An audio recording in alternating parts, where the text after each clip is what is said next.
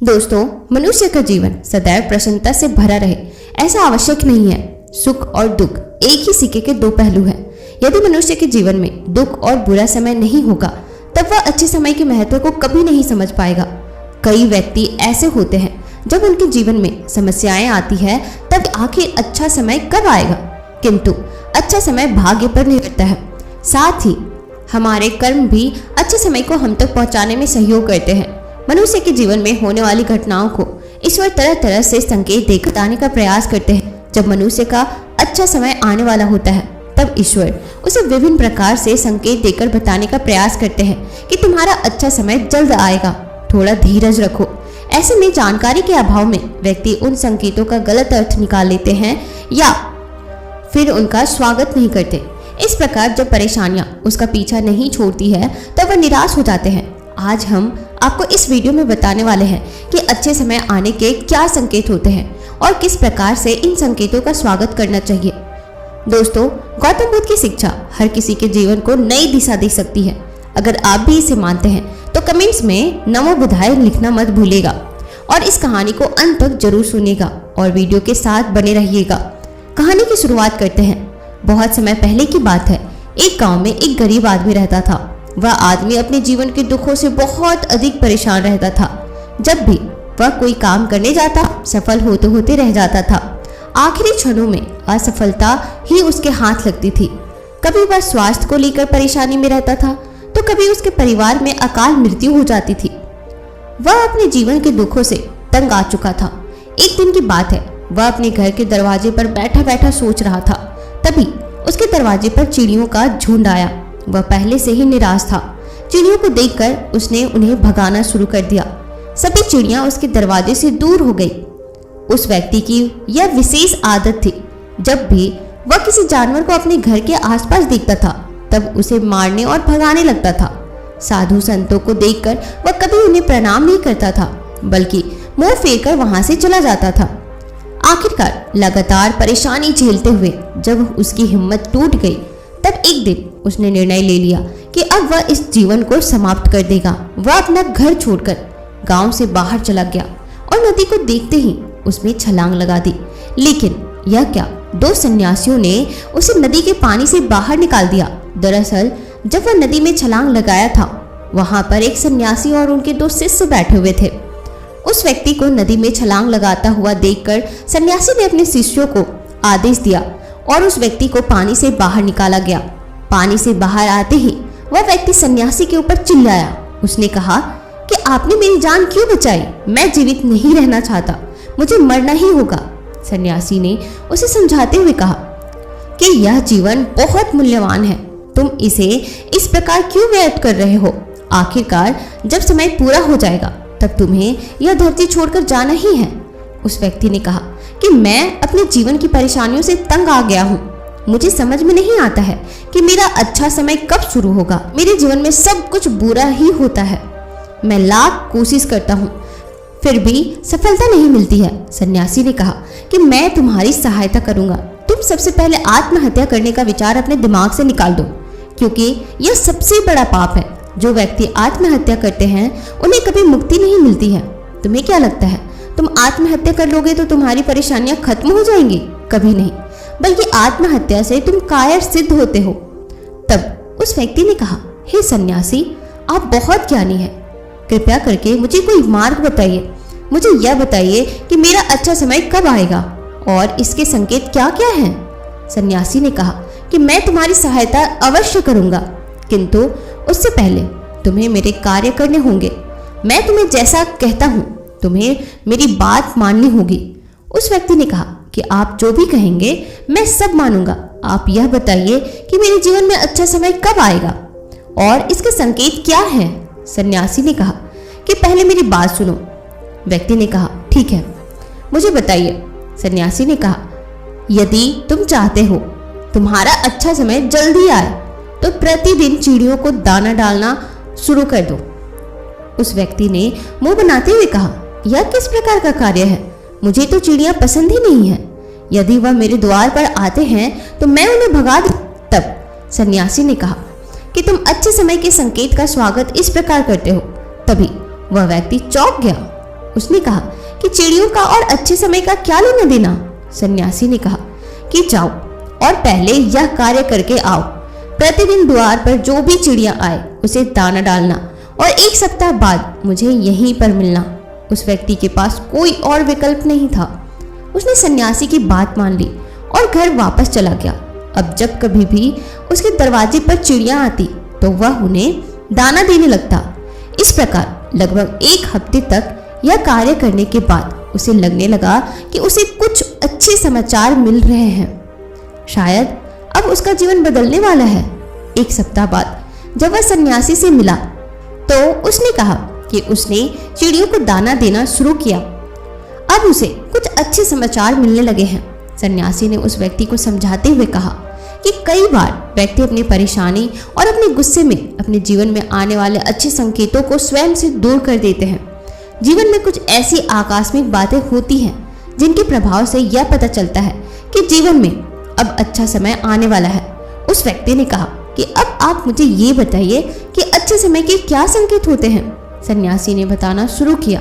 उन्होंने कहा कि पहला संकेत चिड़िया, गौरैया ये इत्यादि का द्वार पर आना। 1 सप्ताह तक चिड़ियों को दाना देने के बाद तुम्हें यह समझ में आ गया होगा कि उनका हमारे जीवन में क्या महत्व है। दरअसल चिड़िया ईश्वर की प्रिय होती है। यह छोटे जीव बहुत ही निर्दोष होते हैं। जीवन में जब भी कुछ अच्छा होने वाला होता है तब ईश्वर उन्हें संकेत वाहक के रूप में मनुष्य के द्वार पर भेजते हैं। यदि मनुष्य उनका स्वागत अच्छे से करते हैं, उन्हें दाना पानी देते हैं, तब अच्छा समय जल्दी आता है। लेकिन यदि मनुष्य उनके साथ खराब व्यवहार करे तब अच्छा समय भी दूर चला जाता है। इसलिए हमेशा दरवाजे पर चिड़िया आए तो उसका स्वागत करना चाहिए। गाय का द्वार पर आना। गाय एक ऐसी जानवर है जो हमें दूध देती है। इस दूध को देवता अमृत समान मानते हैं। वेदों शास्त्रों में गायों की पूजा का भी विधान है। कहा जाता है कि जब भी घर में रोटी बनती है तो पहली रोटी गाय को समर्पित करना चाहिए। जब कभी घर के आसपास गाय दिखाई दे तो उसे अच्छा संकेत मानते हुए रोटी अवश्य खिलाना चाहिए। गाय ईश्वर को प्रिय होती है। जो भी मन से गाय की सेवा करते हैं, ईश्वर उनके ऊपर संपन्न रहते हैं। गाय को कभी परेशान नहीं करना चाहिए, बल्कि उन्हें ईश्वर का संदेश वाहक मानकर सदैव उनका स्वागत करना चाहिए। स्वप्न में पितरों के दर्शन होना। यदि कभी स्वप्न में पूर्वजों के दर्शन हो तो इसे अच्छा संकेत मानना चाहिए। हमारे पूर्वज भले ही हमसे दूर होते हैं, किंतु किसी न किसी प्रकार से वह हमसे जुड़े होते हैं। उनका स्वप्न में आना अच्छे समय आने का संकेत होता है।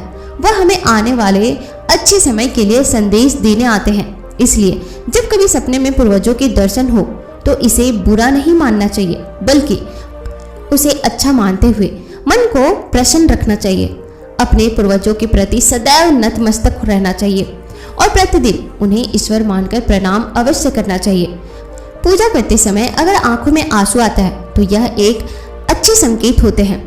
आमतौर पर पूजा पाठ नित्य कर्म होते हैं, यह प्रतिदिन करना चाहिए, किंतु कोई व्यक्ति भक्ति भाव में इतना अधिक हो जाते हैं कि पूजा करते समय उनकी आंखों से आंसू आने लग जाते हैं। यह ईश्वर का सबसे अच्छा संकेत होता है कि अब अच्छा समय शुरू होने वाला है। यदि आपके साथ इस प्रकार का कुछ भी हो रहा है तो ईश्वर को धन्यवाद देना चाहिए। ईश्वर स्वयं आपसे जुड़ना चाहते हैं, तभी उन्होंने आपका हृदय में इस प्रकार की भक्ति भावना भर दी है कि आप पूजा पाठ करते जा रहे हैं तो आपको भावनाएं महसूस हो रही है और आंखों में आंसू आ रहे हैं, तो इसे अच्छा संकेत मानना चाहिए। साथ ही ईश्वर में और अधिक मन लगाना चाहिए। कठिन समय में साधु संतों की दर्शन भी अच्छे संकेत माने जाते हैं। कभी जीवन में बहुत कठिनाई का समय हो और साधु संतों के दर्शन हो रहे हैं, तब इस समय का अच्छा संकेत माना जाता है। साधु संत बड़े ही प्रतापी होते हैं और उनका ईश्वर के साथ गहरा संबंध होता है।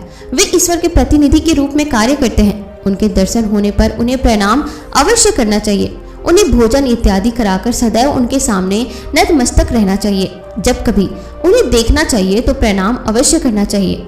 उनके प्रति विनम्रता अच्छे समय को जल्दी लेकर आती है। कठिन समय सदैव नहीं होता है और साधु संतों के दर्शन तो कठिन समय को दूर करने में सहायता करते हैं। इसीलिए जब कभी साधु संतों के दर्शन हो तो ईश्वर को धन्यवाद देते हुए उनका स्वागत करना चाहिए। अच्छे समय का आखिरी संकेत है अचानक से रास्ते मिलना। कई बार व्यक्ति जब कठिनाई में होते हैं तो उन्हें कोई रास्ता नहीं सूझता है, किंतु जब वह पूजा पाठ इत्यादि करते हैं अथवा पुण्य के काम करते हैं तो ईश्वर उन्हें अवश्य रास्ता दिखाते हैं। यदि आप परेशानी में हैं और अचानक से आपके दिमाग में कोई बात आ रही है, यह करने से शायद मेरी परेशानी दूर हो सकती है, तो उसे तुरंत कर डालना चाहिए, क्योंकि यदि आपके दिमाग में वह बात आई है तो इसके पीछे ईश्वर की शक्तियां हैं जो आपको सहायता कर रही है ताकि समाधान तक जल्दी पहुंच सके। इसलिए परेशानी के समय मन में सबसे पहले समाधान का जो विचार आ रहा है उसे तुरंत कर लेना चाहिए। ऐसा करने से आपका अच्छा समय जल्दी शुरू होता है। सन्यासी की बातें सुनकर उस व्यक्ति ने उन्हें धन्यवाद दिया और कहा कि आपने मेरे जीवन की रक्षा की है। यदि आप नहीं तो मैं आज जीवित नहीं होता। मैं वादा करता हूँ कि आज के बाद जीवन में कोई भी परेशानी आएगी तो मैं डटकर उसका सामना करूंगा। साथ ही इन अच्छे संकेतों का स्वागत करूंगा। कभी किसी जानवर को देखकर उस पर अत्याचार नहीं करूंगा और कभी भी प्रकृति के साथ खिलवाड़ भी नहीं करूंगा। इस प्रकार सन्यासी ने उस व्यक्ति को जीवन की नई राह दिखाई और वह व्यक्ति गुरु को प्रणाम कर वहां से अपने घर की ओर चला गया। तो दोस्तों, उम्मीद करती हूँ कि यह वीडियो से आपको काफी कुछ सीखने को मिला होगा, और अगर कुछ सीखने को मिला हो तो हमारे इस वीडियो को लाइक शेयर जरूर कर दीजिएगा और साथ ही इस चैनल को सब्सक्राइब भी जरूर कर दीजिएगा ताकि आगे से आने वाली जितनी भी मोटिवेशनल कहानियां हो सबसे पहले आप सुन सके। दोस्तों, अगर आप खुद को बहुत कमजोर और लाचार पा रहे हैं, कुछ करने की सोच रहे हैं पर कुछ कर नहीं पा रहे हैं, या यूं कहें कि आपके अंदर आत्मविश्वास की कमी है और हर जगह आपको असफलता का मुंह ही देखना पड़ रहा है, तो आपको जीवन में एक बार इस सच्ची कहानी को जरूर सुनना चाहिए। यह सिर्फ आपको सफल ही नहीं बनाएगी बल्कि यह आपके अंदर के आत्मविश्वास को जगा देगी और आपको भी पता है कि दुनिया में कुछ बड़ा करने के लिए, कुछ बड़ा हासिल करने के लिए, कुछ बड़ा बनने के लिए हमारे आत्मविश्वास का बड़ा होना बहुत जरूरी होता है। तो बिना समय गवाए उस सच्ची कहानी की तरफ चलते हैं। प्राचीन समय में निरंजना नदी के किनारे बसे एक गांव में हेमू नाम का एक नौजवान युवक रहता था। आपको जानकारी के लिए बता दूं कि निरंजना नदी के पास में ही एक वट वृक्ष है।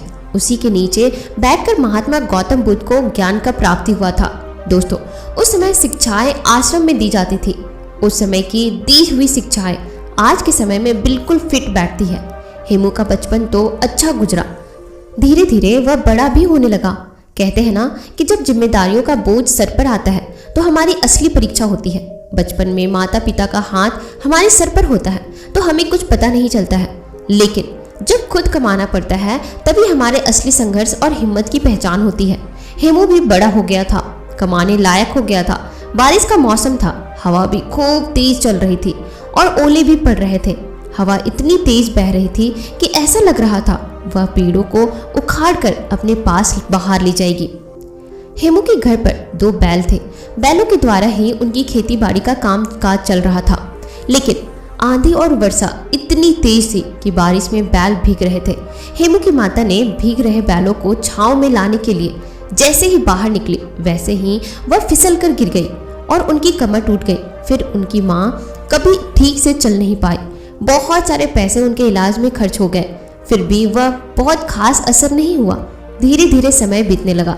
हेमू की माँ अब ज्यादातर अपने बिस्तर पर ही लेटी रहती थी।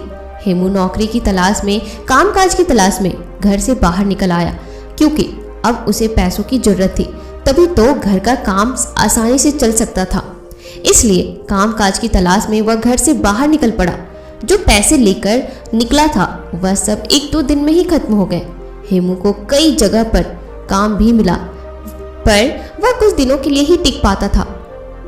उसके काम के करने के तरीकों की वजह से उसके मालिक असंतुष्ट हो जाते थे और उसे नौकरी से निकाल देते थे। ऐसा उसके साथ हर जगह हुआ। वह जहां जाता कुछ दिन नौकरी करता और फिर वहां से निकाल दिया जाता था, क्योंकि वह ठीक ढंग से कोई काम नहीं सीखा था। कई कमियां थी उसमें। हेमू को यह समझ में आ गया था कि कुछ कमी है उसमें, जिसकी वजह से वह हर जगह से भगा दिया जाता है।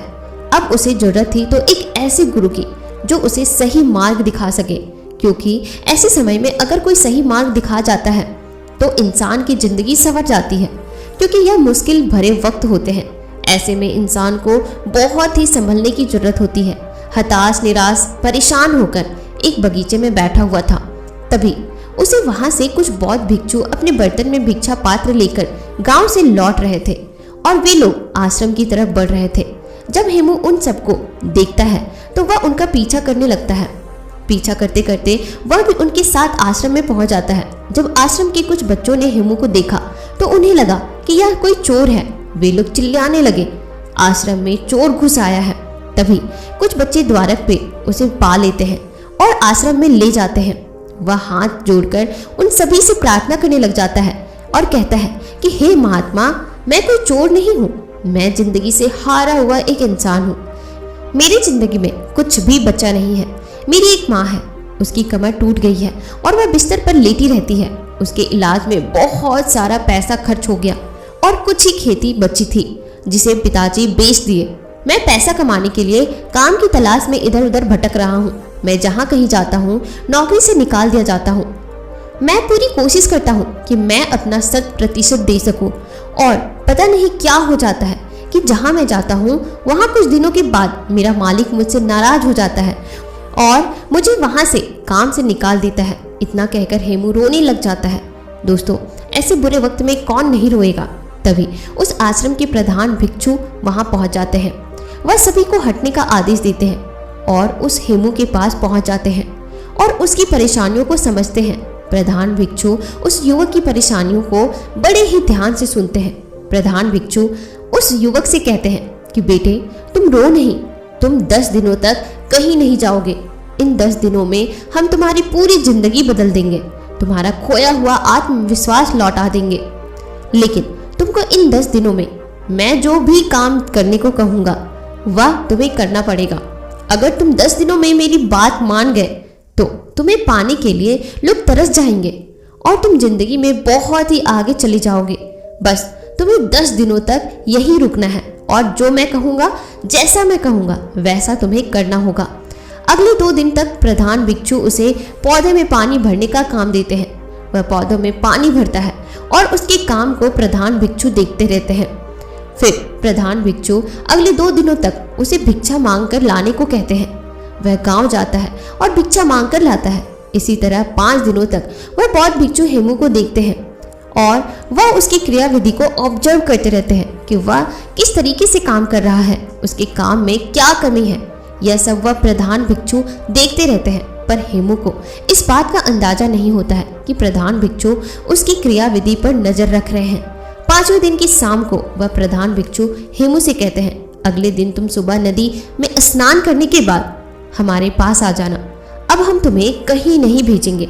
हेमू जैसे तैसे उस आश्रम में उस रात सो जाता है और सुबह उठते ही नदी के पास जाता है और वहां से स्नान करने के बाद वापस उन प्रधान भिक्षु के पास पहुंच जाता है।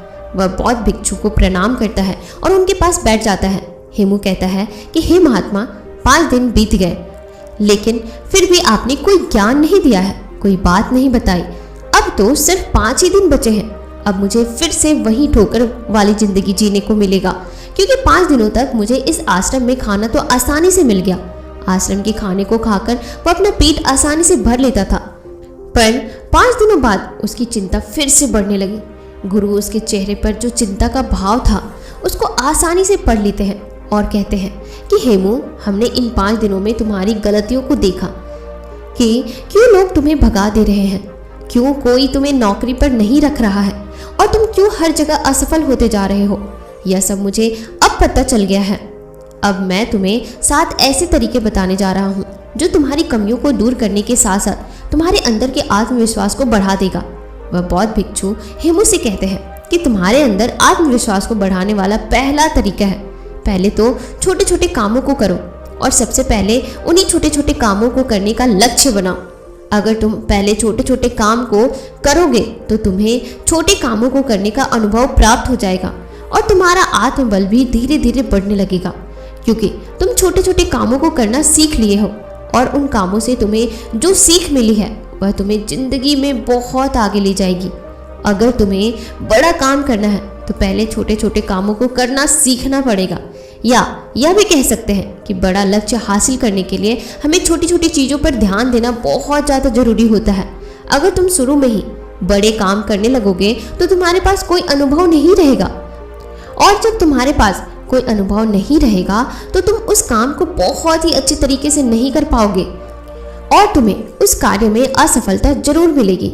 यही वजह रही कि तुम जहां भी जा रहे थे तुम बड़े काम की तलाश कर रहे थे, जबकि तुम्हें छोटे काम करना आता नहीं है। और जब तुम्हें छोटे काम करना नहीं आता तो तुम बड़े कामों को कैसे कर पाओगे।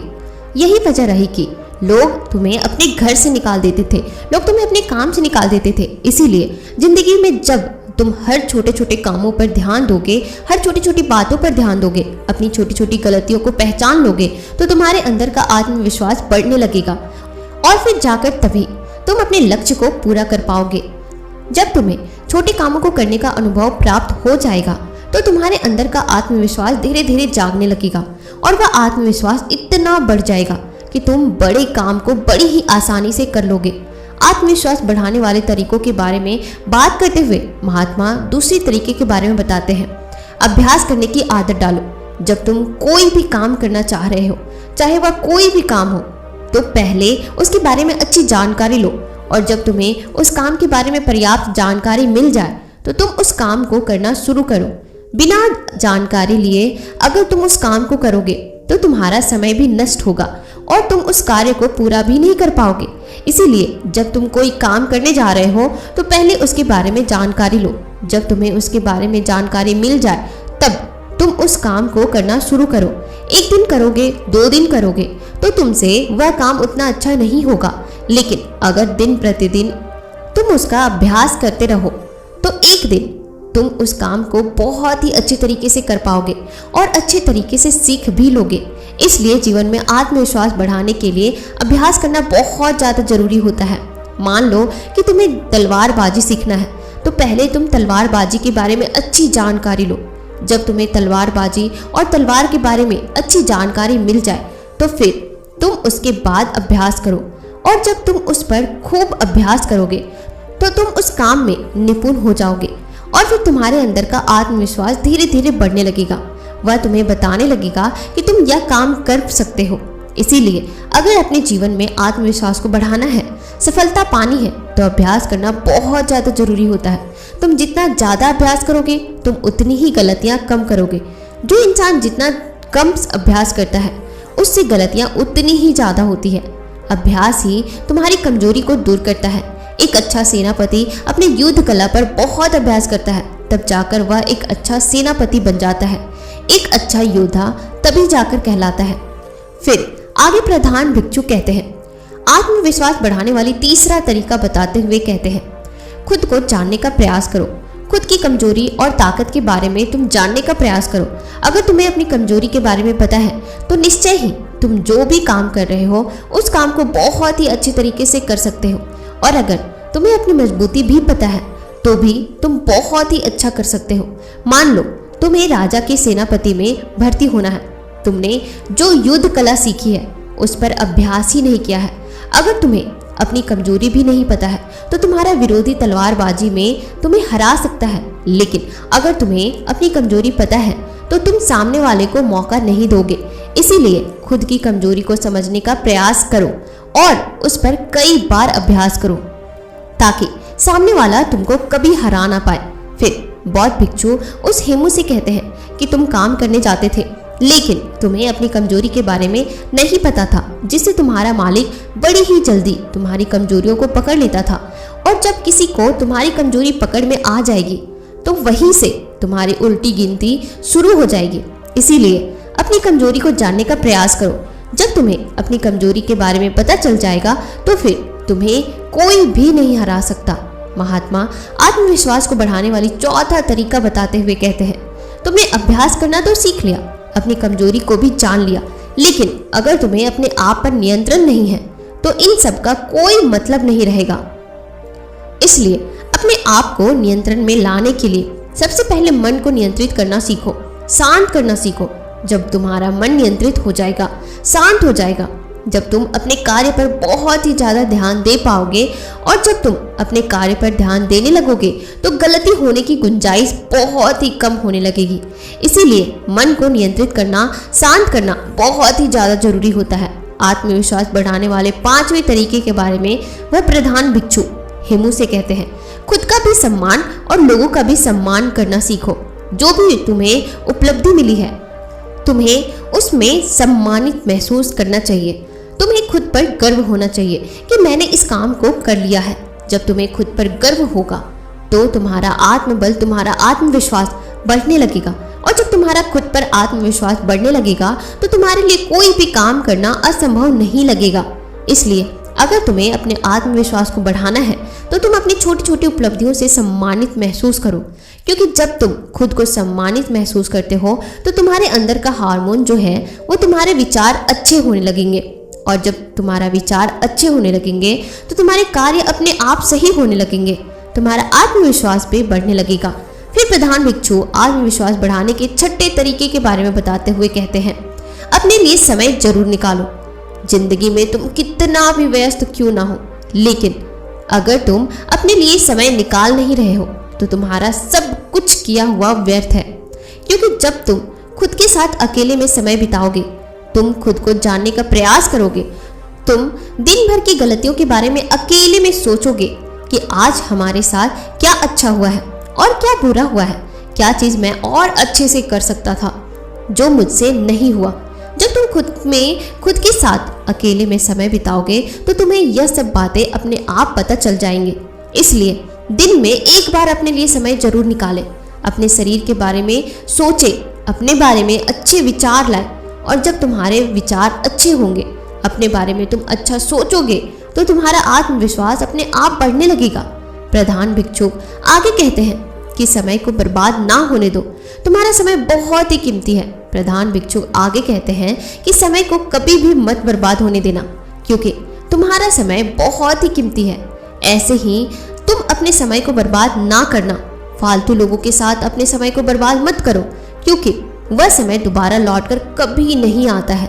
जो लोग समय को बर्बाद करते हैं उन्हें बाद में बहुत ही पछतावा देखने को मिलता है, क्योंकि अगर तुम हर कार्य को सही समय पर करते हो तो तुम्हें किसी भी चीज का भय नहीं रहेगा। तुम्हें किसी बात की चिंता भी नहीं सताएगी कि मैं यह कभी नहीं कर पाऊंगा।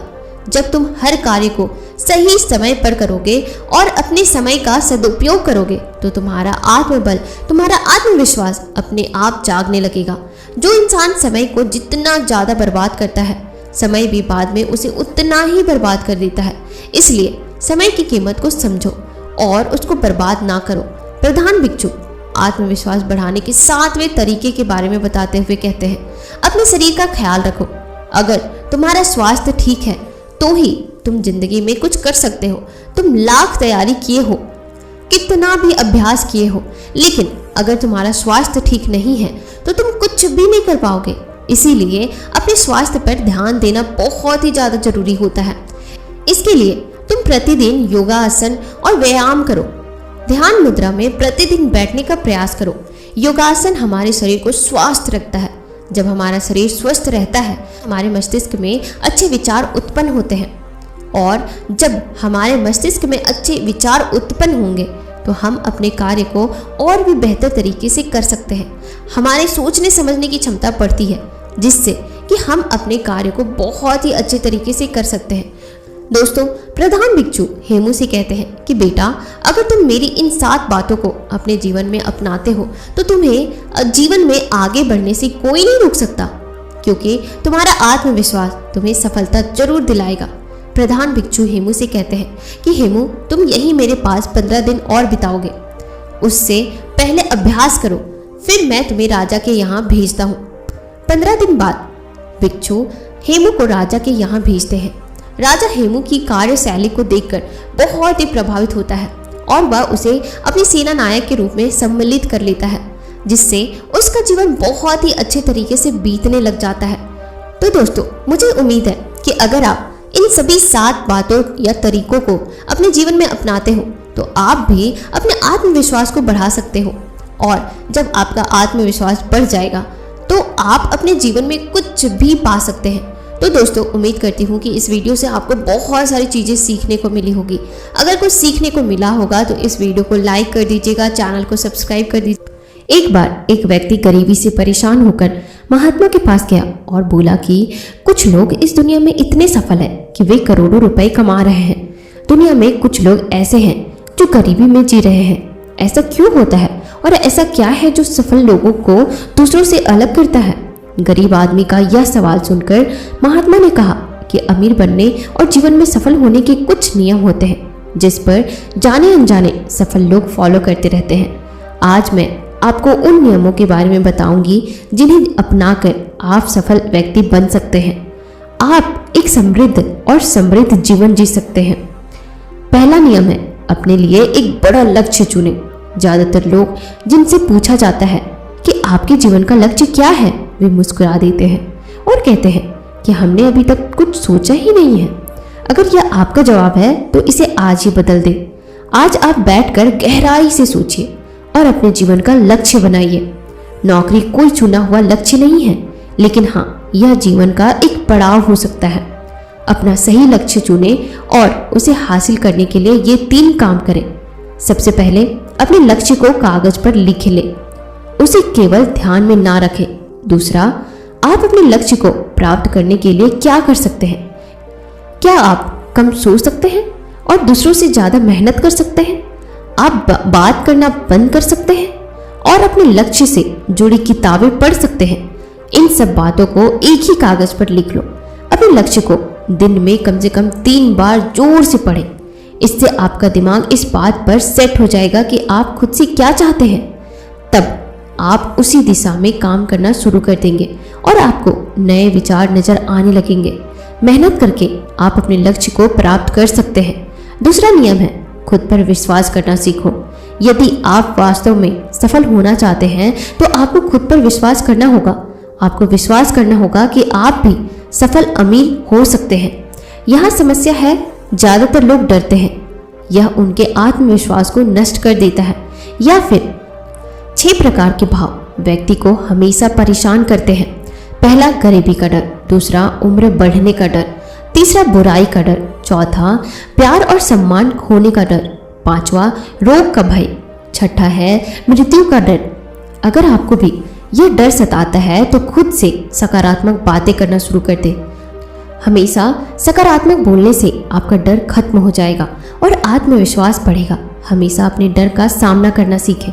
जीत आपकी होगी। छोटा सा बच्चा अगर गिरने के डर से चलना बंद कर दे तो क्या वह कभी चल पाएगा?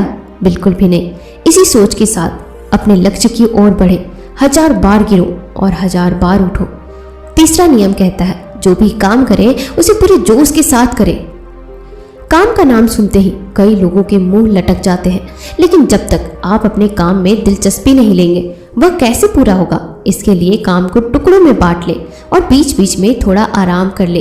काम को मजेदार बनाए और हमेशा खुद से कहे कि मैं जो करता हूँ उससे प्यार करता हूँ। चौथा नियम कहता है, खुद के प्रति सच्चे रहना।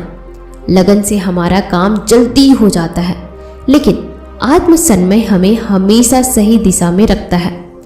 जैसे सुबह जल्दी उठना और समय पर कहीं पहुंचना है। काम को अधूरा ना छोड़े और टाल मटोल ना करें। फालतू की बातों में समय बर्बाद ना करें। क्रोध ना करें और बहस भी ना करें। ये सभी चीजें हैं जिन्हें करने या ना करने के लिए आपके पास आत्मनियंत्रण होना बहुत जरूरी है। ये आपको सफलता दिलाने में बहुत ही बड़ा भूमिका निभाता है। यदि कोई दुकानदार सही समय पर दुकान नहीं खोलता है तो क्या उसका व्यवसाय ठीक से चल पाएगा? जीवन में सफल होने के लिए आपको कुछ मौज मस्ती का त्याग करना होगा, इसलिए खुद पर नियंत्रण रखना सीखें। 5वां नियम कहता है, बचत करने की आदत डालें। बहुत से लोग थोड़ा पैसा नहीं कमाते हैं और महंगी और दिखावटी चीजें खरीदना शुरू कर देते हैं। अपनी सोच और दिखावे के चक्कर में वह ऐसी चीजें खरीदने जाता है जिससे उसका खर्चा बढ़ जाए, जैसे महंगा घर बनवाना, महंगे आभूषण आदि। इसीलिए वे कभी बचत नहीं करते और हमेशा गरीबी में रहते हैं। एक व्यक्ति को अपनी कमाई का 10% बचाना चाहिए। दोस्तों, आप पैसे बचाकर और उसे सही जगह निवेश करके अमीर बन सकते हैं। 6वां नियम कहता है कि एक नेता की तरह सोचना सीखें। केवल वे जो सोचते हैं एक नेता की तरह सफल होते हैं। एक नेता की तरह काम करने के लिए ये काम करें। आप अपने लक्ष्य को कैसे प्राप्त करेंगे इसकी पूरी योजना बनाएं। फिर उन लक्ष्यों को हासिल करने के लिए जरूरी चीजें करना शुरू करें। नेता और आम आदमी में यही फर्क है। 2-3 बार असफलता मिलने के बाद आम आदमी के होश उड़ जाते हैं। कोई नेता कितनी बार भी असफल हो जाए लेकिन वह हार नहीं मानता और अपना प्रयास जारी रखता है। एक सच्चा नेता कभी रुकता नहीं है और साहस के साथ आगे बढ़ता रहता है। 7वां नियम कहता है, लीक से हटकर सोचने की कोशिश करें और कुछ नया करने की कोशिश करें। इसका मतलब है रचनात्मक दृष्टिकोण अपनाएं। लेकिन जीवन के अनुभव ही है जो एक व्यक्ति को रचनात्मक बनाते हैं और उसे कुछ नया और अलग करने का आइडिया दे। मनुष्य के जीवन में जो दुख और परेशानियां जुड़ती हैं उनमें नए नए विचार जन्म लेते हैं। जब जीवन में कोई समस्या आती है तो व्यक्ति हमेशा उसका समाधान ढूंढ ही लेता है। अपनी क्रिएटिविटी को बढ़ाने के लिए ऐसे कामों के बारे में सोचें जो आज तक किसी ने नहीं किया है। इसके लिए विभिन्न विषयों का अध्ययन करें और स्थानों पर भ्रमण करें, नए लोगों से बात करें और नई चीजें आजमाएं। 8वां नियम कहता है, हमेशा और अधिक करने का प्रयास करें। यह व्यक्ति के व्यवसाय या नौकरी में शीघ्र सफलता पाने की आदत है। जितना आपको जीतने के लिए भुगतान किया जाता है उससे अधिक प्रयास करें। शुरुआत में पैसा कमाने के लिए नहीं बल्कि सीखने के लिए काम करें। मान लीजिए आप एक व्यवसाय शुरू करना चाहते हैं और शुरुआत में आप एक सामान व्यापारी के यहाँ काम करना शुरू करते हैं। इसीलिए वहाँ ऐसा काम ना करें कि लगे कि आप केवल पैसा कमाने आए हैं। जितना कहा जाए उससे थोड़ा ज़्यादा करें और हो सके तो दूसरे लोगों की भी मदद करें। लोग आपको पसंद करेंगे, आप भीड़ से अलग नजर आएंगे। जल्द ही उस बिजनेस के लोग आपसे जुड़ने लगेंगे और बिजनेस से जुड़ी उन बातों को जानेंगे जो वास्तव में सफल होने के लिए जरूरी है।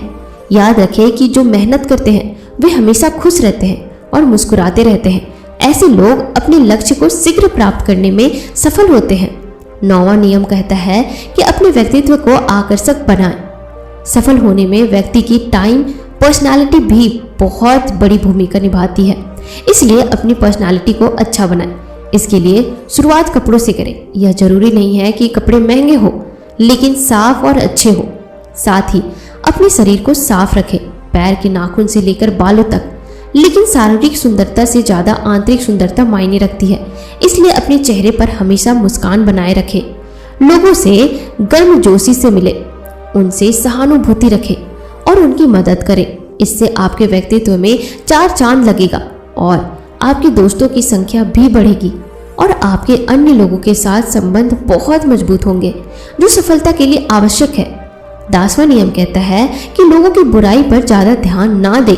आप चाहे कुछ भी कर लें, आपके आसपास हमेशा कुछ ऐसे लोग होंगे जो हमेशा दोष निकालते रहेंगे, ये बुरा ही करेंगे। इसीलिए ऐसे लोगों की बातों पर ध्यान ना दें और उनसे बहस करके अपना समय और ऊर्जा बर्बाद ना करें, क्योंकि अगर आप उनसे उलझते रहे तो धीरे धीरे आप उनके जैसे हो जाएंगे। 11वां नियम कहता है कि अपने दिमाग को लक्ष्य पर लगाना सीखो।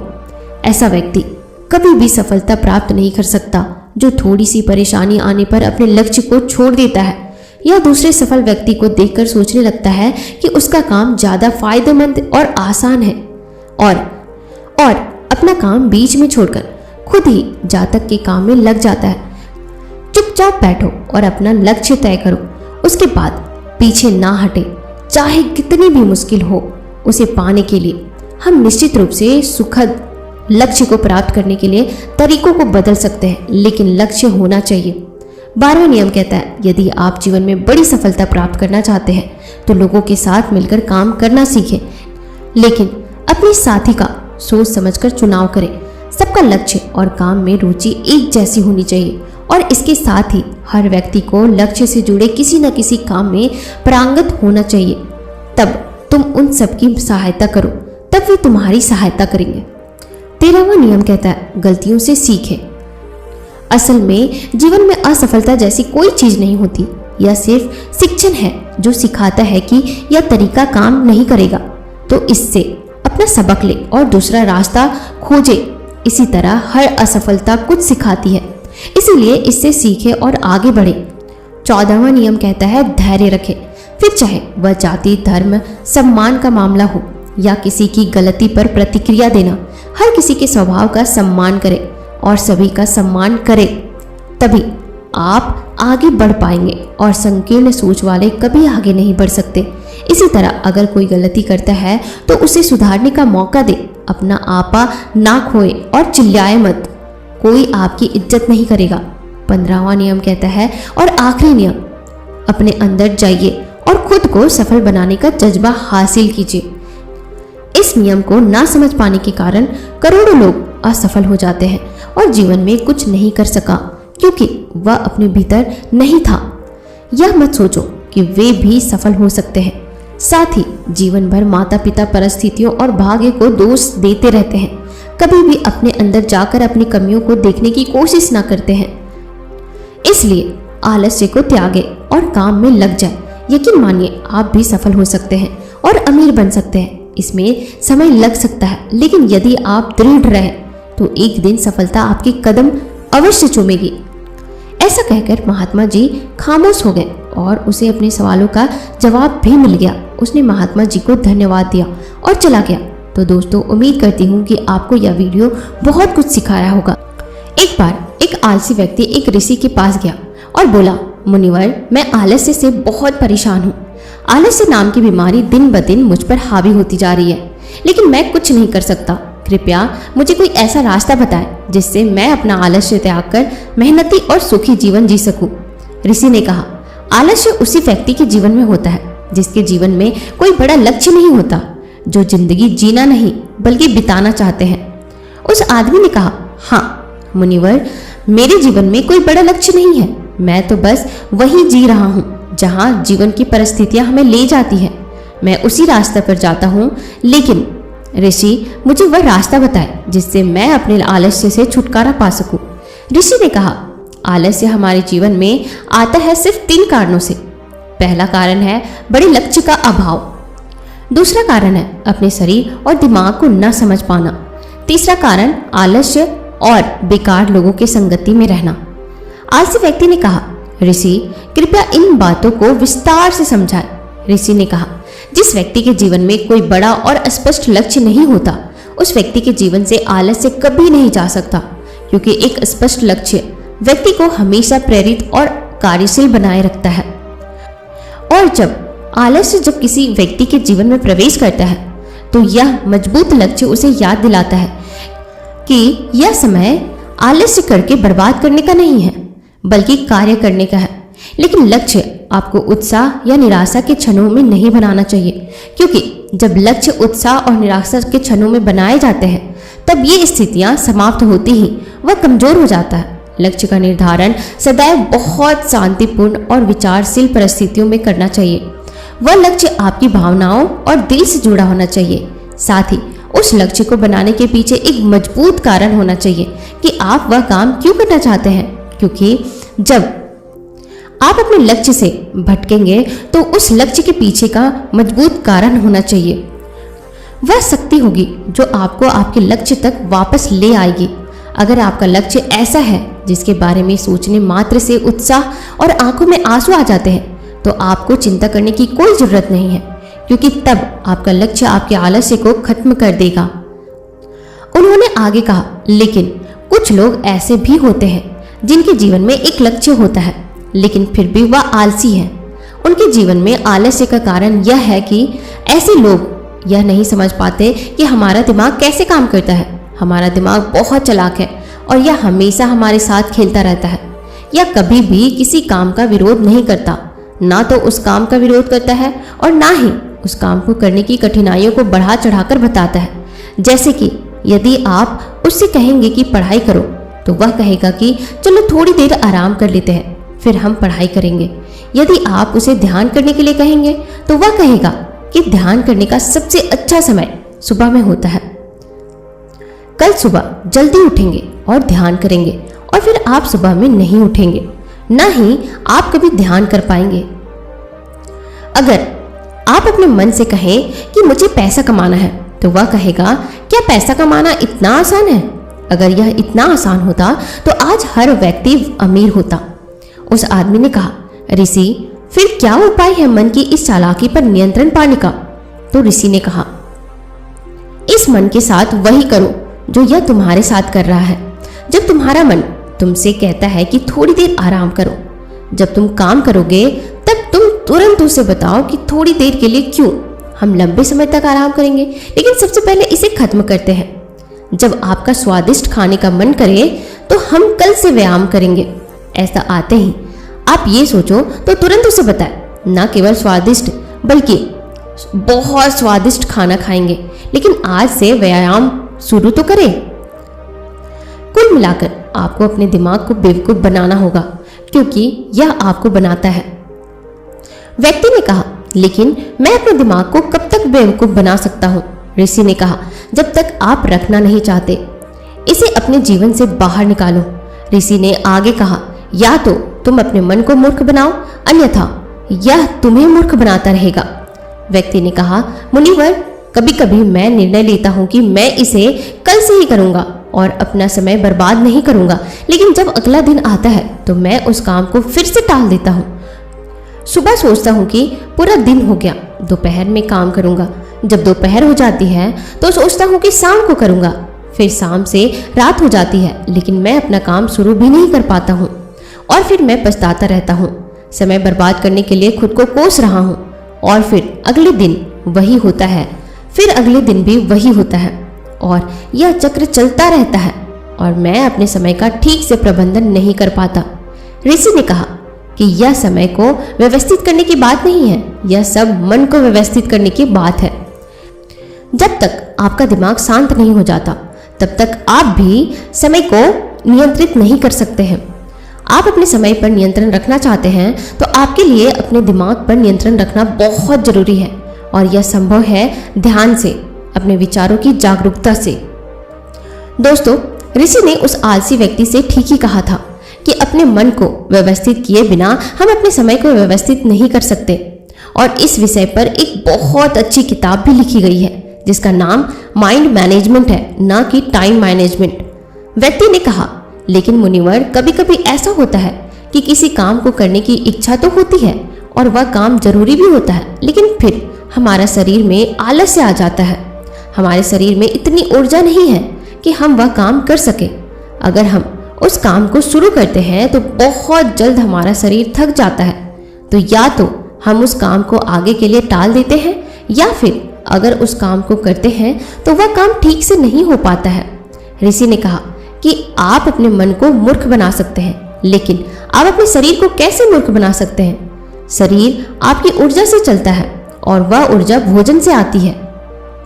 लेकिन यदि आप इस तरह से भोजन करते हैं जिसमें स्वयं की कोई ऊर्जा नहीं है, जिसमें कोई जीवन नहीं है, तो आपके शरीर को ऊर्जा कैसे मिलेगी?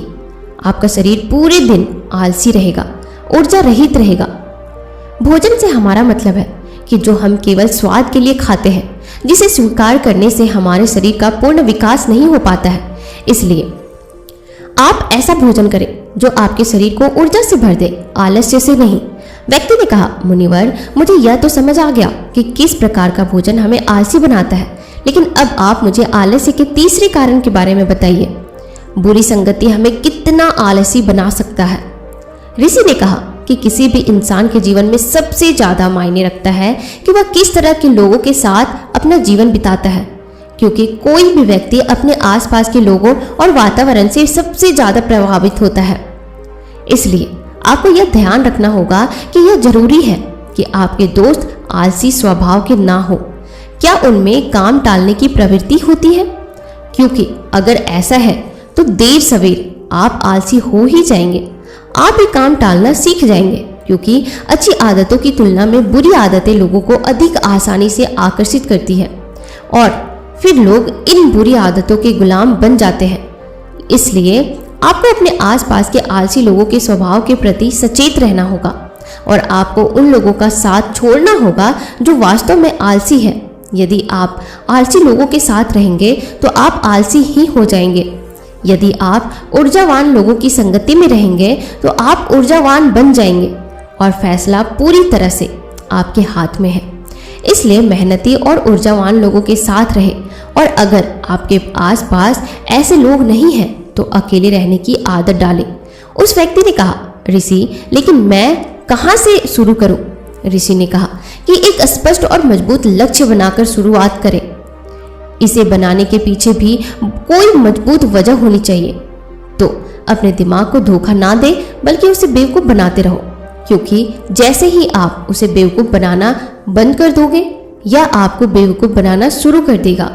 फिर अपने शरीर का ख्याल रखें कि आप कैसे खाते हैं और क्या खाते हैं। हल्का खाना खाने की अधिक कोशिश करें, क्योंकि हमारा शरीर भोजन पचाने में बहुत सारी ऊर्जा बर्बाद कर देता है, जिससे अन्य काम करने के लिए कम ऊर्जा बचती है, और तब हमें सुस्ती और कमजोरी महसूस होती है। अपने आहार में आसानी से पचने योग्य और ऊर्जा से भरपूर खाद्य पदार्थों को शामिल करें। फिर अपने सोने और जागने का समय निश्चित कर लें। यह आपको अधिक अनुशासित बनाएगा।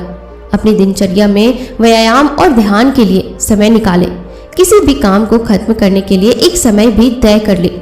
इससे आपका मस्तिष्क उतने ही समय तक काम करने के लिए प्रेरित रहेगा, ताकि आप कोई भी काम समय पर पूरा कर सके। अब सबसे महत्वपूर्ण बात, कामचोर और आलसी लोगों का साथ छोड़ दें। खुद के साथ समय बिताना शुरू कर दें। यदि आप इन सभी बातों का पालन करते हैं तो आपके जीवन से आलस्य पूरी तरह से गायब हो जाएगा। यह सभी बातें सुनने के बाद व्यक्ति ने कहा, ऋषि, आलस्य से छुटकारा पाना बहुत आसान है। ऋषि ने कहा कि ऐसा लगता है कि यह केवल आपके लिए आसान है। आपका यह मन आपके साथ वैसा व्यवहार करेगा। इसके बारे में आपको जागरूक रहना होगा, और जागरूकता उन लोगों के साथ रहने से आती है जो जागरूक है। उस व्यक्ति ने कहा कि मुझे अपना आलस्य दूर करने का काम अभी और इसी क्षण से शुरू कर देना चाहिए। साधु ने कहा, हाँ, आप सही कह रहे हैं। सही समय का इंतजार करना भी दिमाग की एक चाल है। तो दोस्तों, क्या आप भी सही समय का इंतजार कर रहे हैं, या क्या आप इसे सही समय पर बनाने के लिए दृढ़ हैं? तो दोस्तों, उम्मीद करती हूँ कि आपको यह कहानी बहुत पसंद आई होगी और आपको इससे बहुत सारी चीज़ें सीखने को मिली होगी। तो आप यह वीडियो उन सारे दोस्तों, फैमिली के साथ जरूर शेयर कीजिए जो लाइफ में बहुत आलसी है, जो कभी लक्ष्य बनाते नहीं और उसे पूरा भी नहीं करते हैं। और साथ ही अगर हमारे चैनल पर आप नए हैं तो हमसे जुड़ने के लिए चैनल को अभी सब्सक्राइब जरूर कीजिएगा, ताकि आगे आपको इसी तरह की मोटिवेशनल कहानियाँ सुनने को मिलती रहे।